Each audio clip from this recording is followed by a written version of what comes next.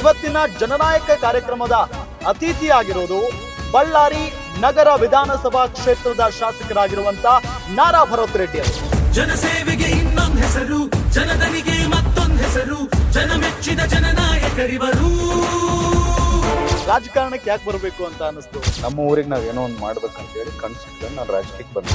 ಅಜರಾಮರ ಇವರ ಹೆಸರು, ಈ ಮಣ್ಣಿಗೆ ಮುಡಿಪು ಉಸಿರು, ಕರುನಾಡಿಗೆ ಹೆಮ್ಮೆಯ ತಂದವರು.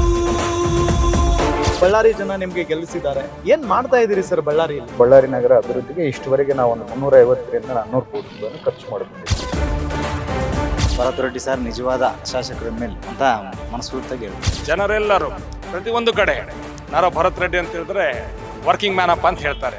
ಬಡವ ಬಲ್ಲಿದರಿಗೆ ಸ್ವಂತ, ಕರುಣೆಯಲ್ಲಿ ಇವರೇ ಶ್ರೀಮಂತ ಧೀಮಂತ. ನಮ್ಮ ಕ್ಷೇತ್ರದ ಜನತೆಗೆ ನೀವು ಕೊಟ್ಟಂತ ಅವಕಾಶ, ನಾವಾಗಿರ್ಬೋದು, ನಮ್ಮ ಕುಟುಂಬದವರು ನಮ್ಮ ಪ್ರಾಣ ತ್ಯಾಗ ಮಾಡಿದ್ರು ಅದನ್ನ ಋಣವನ್ನು ನಾವು ತೀರ್ಸಕ್ಕಾಗಲ್ಲ.